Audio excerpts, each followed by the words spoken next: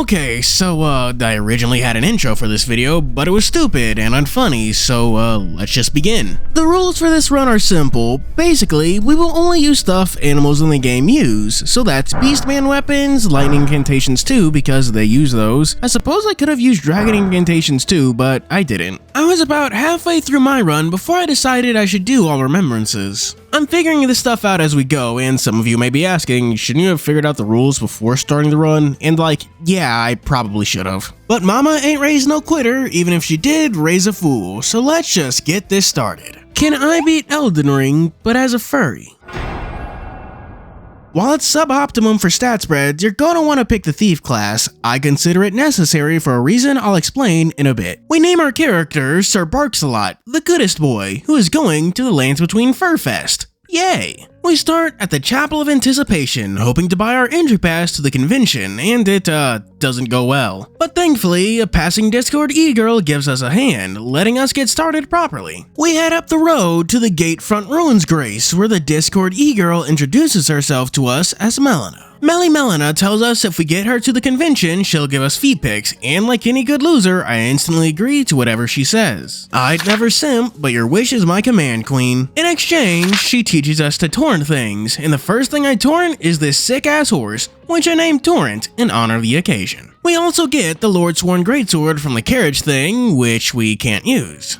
We'll fix that in a sec. In lieu of the greatsword, we head down to the big-ass river to fight Nereus. I'm sorry, did I say fight Nereus? I mean wait over a minute for Ur to show up and help me. With the Reduvia, I ride all the way to Liurnia, and then all the way to the 4 belfries. You see, these belfries have magic waygates that can teleport us to cool areas. We can go back to the Chapel of Anticipation, Nokron, I think, I don't actually remember if it's Nokron or Noxtella, and I don't want to check, but more importantly, there's a waygate to Farum Azula with 2 beastmen, one of which will drop the first part of our build. The Beastman's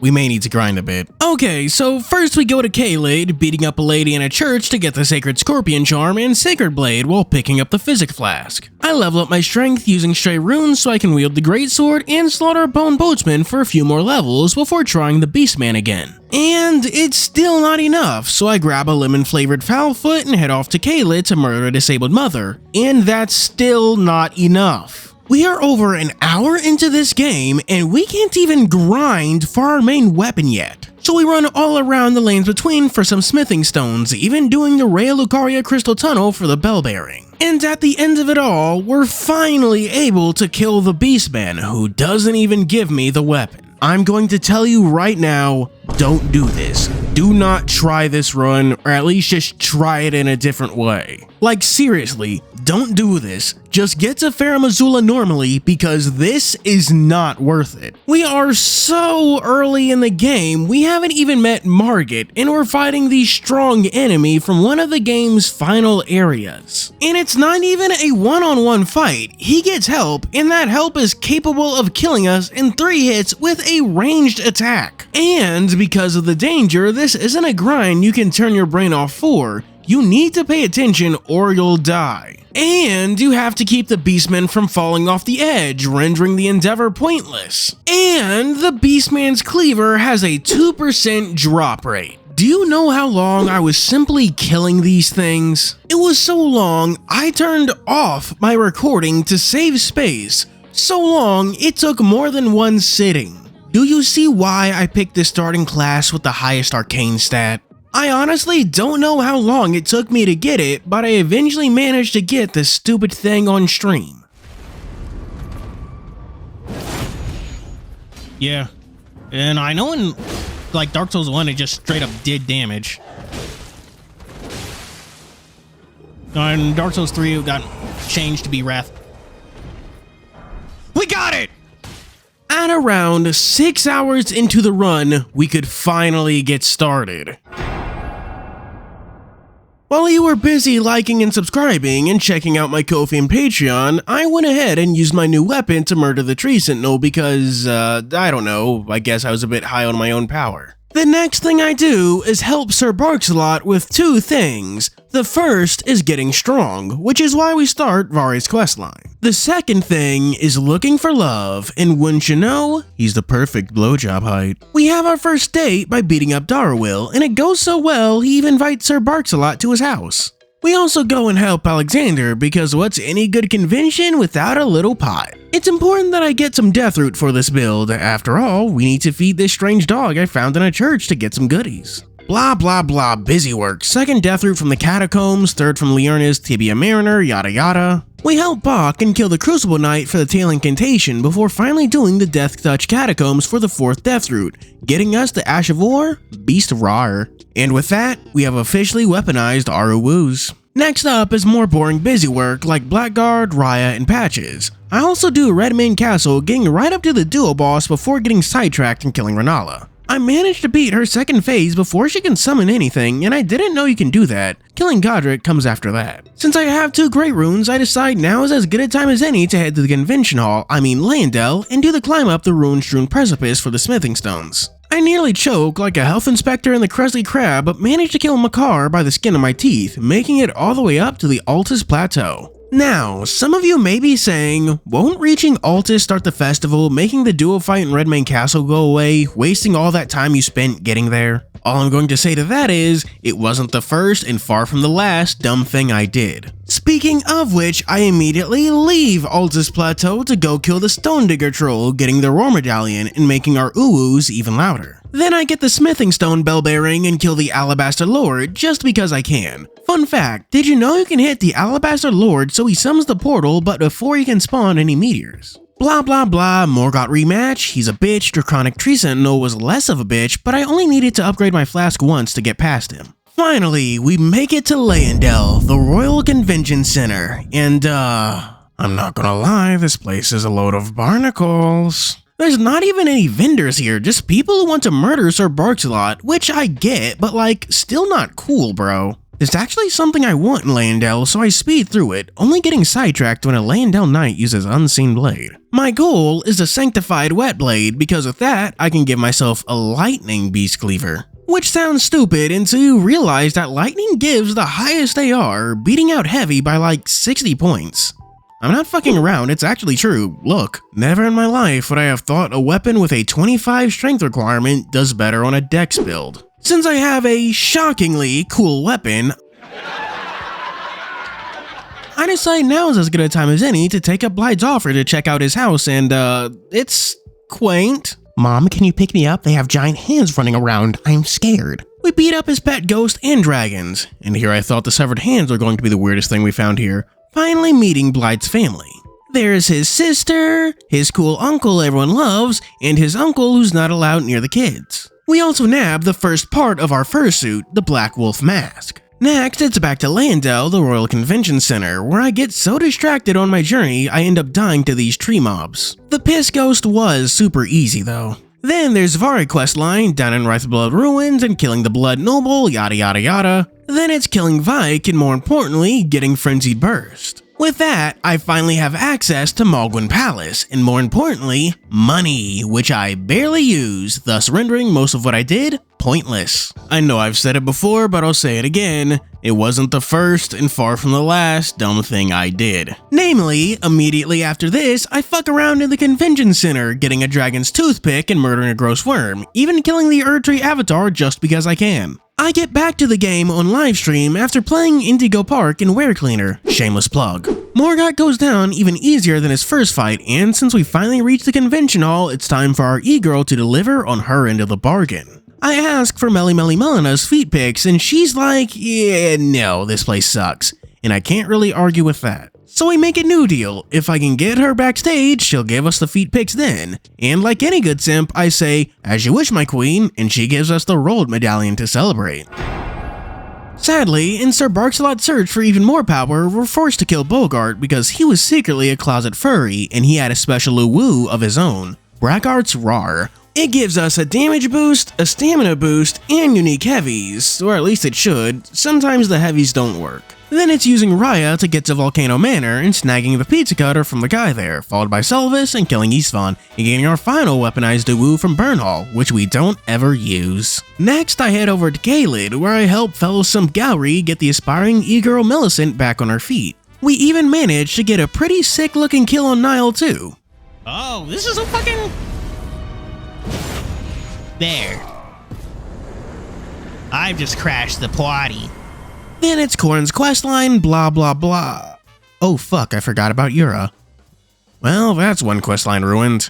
Whoops. Then it's getting more memory stones and stuff, and you know, it's only looking at all this footage in retrospect do I realize how much time Sir Barkslot wasted. Like, the playtime for this save file is around 26 hours, and a decent chunk of that is me doing all this random NPC bullshit. A personal ADHD issue of mine, I guess. I get back on track, returning to Redmane Castle for a dawn, getting this sick-ass double kill that also kind of messes with your spawn.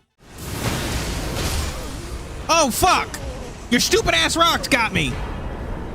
Whatever. Then it's Sullivan's questline, and oh, come on, dude, cosplay is not consent, give me space. And since that's done, I get the Fingerslayer blade with a free near-death experience to boot. Are you gonna move your fucking leg? Well, oh, whoa! Chat!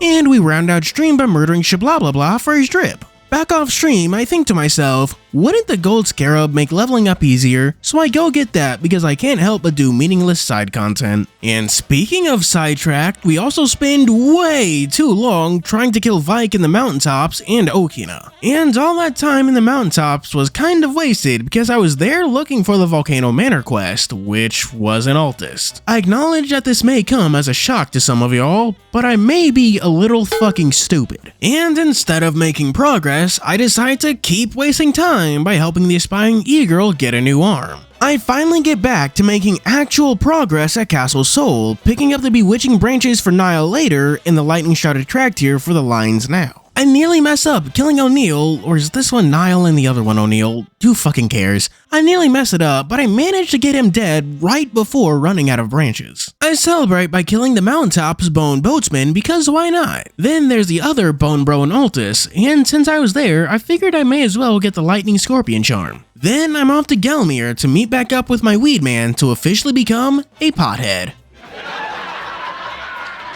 Then I murder Maggie for her memory stone and get Azur's comment. I fully intended to do Selen's quest, but completely forgot about that, so my forgetfulness actually helped out for once. Then I remember the aspiring e-girl and help her murder a godskin as a treat. Considering this is an all remembrances run, I get back to Ronnie's questline, grabbing her doll, and then I decide to go back to the mountaintop so I can fight the fire giant. I want to let you know that I'm not doing this for the camera, I just genuinely play like this. It's a miracle I've beaten Elden Ring at all. The fight with the fire giant is a whole mess that takes attempt after attempt, but eventually gets done with help from the local weed man. For once, my brain actually works, and I head back into Leyndell, the Royal Convention Hall, to finish some stuff up. Golden Order Principa, Thunderbolt Ash of War, and getting the Sewer's Grace. Next is the hidden path to the Erdtree, and ignore that. I actually have a reason to be here, and that's the Silver Scarab, which we'll use in just a second. I buy some incants from Muriel before finally heading up to meet Melly. Okay, this joke is getting stupid and I'm kind of beginning to regret it. Point is, over the course of this long and arduous journey, Sir Barkslot has grown.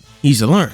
With bated breath, he asks if Melina wants to graduate from being an e-girl and become his e-girlfriend, and she could have just said no. Don't worry, Sir Barkslot. We still have Blyde, who we may have slightly forgotten in an Everjail.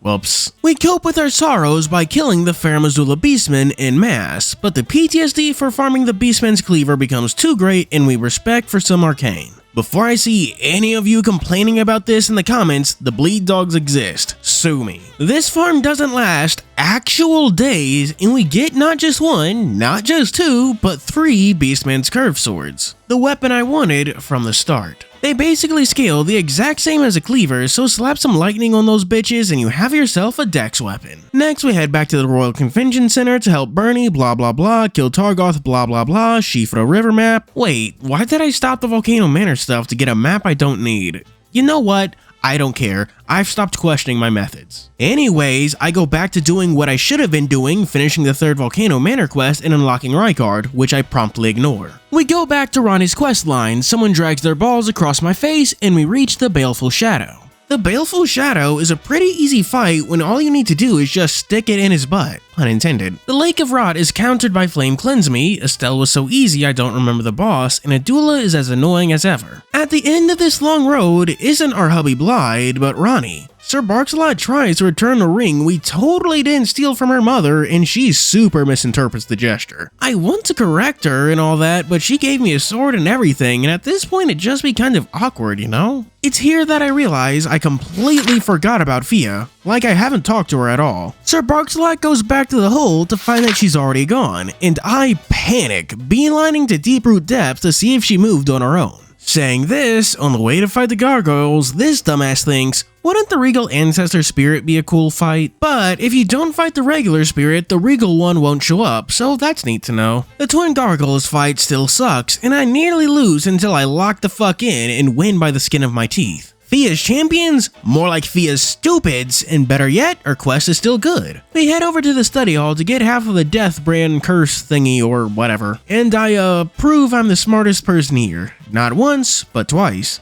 Turns out you shouldn't mash Y to get your runes. Also, did you know Preceptor Miriam can't be knocked off ledges? I kill the Godskin Noble and get the curse mark, but you know what I do instead of handing it over? The Consecrated Snowfields.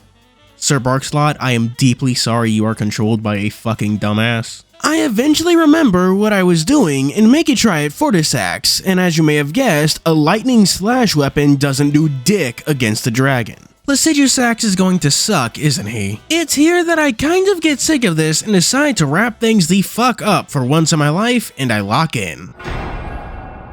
Way back when, I got the Mimic tier. I'm telling you this now for 2 reasons. 1, I forgot to put it earlier in the script, that's my bad. And 2, I level him up because what's better than 1 good boy? 2 good boys. A fact Rykard learns very well when we murder him. I summon Burnhall for the Godskin duo and somehow miss the final attack 5 times. Then there's Fair Missoula in the last moments of Alexander. Smoking with you has been an honor, sir. And then there's bum rushing all the death routes to finish Malakath's quest for his boss fight. And so I can actually stream the ending of the run, I basically complete every remaining area like the Erdtree and Malgwyn Palace, even doing Vari's quest. Then there's wrapping things up like getting the Crucible spells I'm missing, but along the way I think Miyazaki may have murdered me for being too cringe. All that's remaining was the final stream where it's just a boss rush, or that's what it should have been. First up is Fortisax, who was still a nightmare even with 2 +10 weapons. How's the music and everything? Y'all can hear this and stuff, right? Ow. Ah. Oh, fuck, really? We try to find Blyde to soothe poor Sir Barksalot's soul, but he reacts very poorly to finding out we were 2-timing him with his sister. Then it's the Beast Clergyman, and I get the Dragon Great Shield Talisman for the first phase and the Holy Drake Talisman +2 for the second phase, albeit with some trouble. With a bit of help from the second goodest boy I know, Malakath goes down and we light the Erdtree ablaze in honor of our smoking buddy. We may have gotten a bit too litty because we get teleported to Leyndell, the Ashen Convention Hall. We also visit Enya to finally finish our fursuit. Look at him, so chic, much wow. I want to get the Erdtree's favor +2, but I get like super lost looking for it, and I mean lost. Like to the point I waste 30 minutes looking for it before remembering you have to go back from the Forbidden Lands. Something, Gideon can go fuck himself. On the way backstage, we come across an absentee father, and like any good, upstanding citizen, Sir Barksalot decides to beat the child sport out of him. But it doesn't go well. Like dead ass, I had a run where I got hit by his grab every time. Don't let anyone tell you 60 Vig is a waste. After beating him, I remember the aspiring e-girl, and since Melena's gone, and since Blyde is gone, well, Sir Barksalot is out of options. We help murder her sisters and ask if she wants to be our e-girlfriend, And spoiler alert, it's not Sir Barkslot's day. Next up, we decide to roleplay Kendrick Lamar and Murder Moog. Are Not Like Us jokes still cool? No?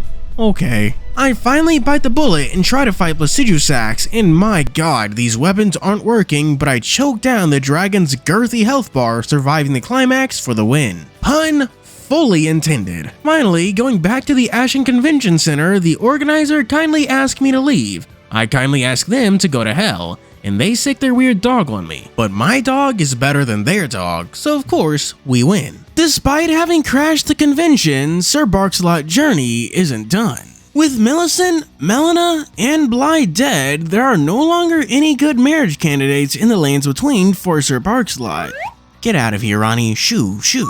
Like I said, there aren't any good marriage candidates left in the lands between, but what about a little bit further north? There are stories of a legend of an e-girl so great she has been forced to hide herself to keep the simps away. We find her hidden away in the Erdtree, and when Sir Barkslot asks for a crumb, she says, "Dude, did you just break into my fucking house?" You know what? I probably should have saw that coming, and believe it or not, she tries to kill us, which is also something I probably should have seen coming. Dropping the YouTube bit for a second, I've only beaten Malenia like once or maybe twice in like 500 hours of Elden Ring. I haven't learned Malenia. I barely know this bitch, and my god did it show. I threw myself at her over and over, even getting Frostboss before I switched back from Lightning Dog to Bleed Dog to try and do better. Legit, it took about an hour of straight attempts before everything managed to finally go my way. Got her! Hang on, where's point down? Where's point down? GG, easy! Didn't sweat for a sec! Yep, didn't sweat for a sec, as long as you ignore me getting frostbots, changing my build, and the literal mountain of corpses somewhere in her arena. And that settles it. You can, in fact, beat Elden Ring as a furry. You could probably do it better than me though. In fact, you could almost definitely do it better than me. But this isn't where Sir Barkslot's journey ends, for there is still one more adventure to be had and love to be sought in the shadow of the Erdtree. Which we're live streaming tomorrow, by the way. And it's only here, in this moment, that I come to an epiphany on this All Remembrances run. We forgot the deer. Shit, fuck, shit, fuck, fuck, shit, fuck, fuck, shit, fuck, fuck, there, done. All Remembrances. Flawless victory. This video was quite the trip, but like all trips, this video has to come to an end, but not before we do our Patreon shoutouts. For our 3 stars, we have special thanks to Choron, SkyKing64, 87Wero, Garen LaFay, Zora Chow, and Marvonla. For 4 stars, we have Miko, the Black Jail Knight. And for our super duper special 5-star shoutouts, we have first Vanilla Flower, the Great Red Bear. Second, Spidey Zack, the Saint of the Bud. Then the Good Old Days, the Twin Moon Knight. Followed by Hodari Lion, the Impaler. Thank you for watching, do be sure to like and subscribe. As always, this is your host Fuuri signing out.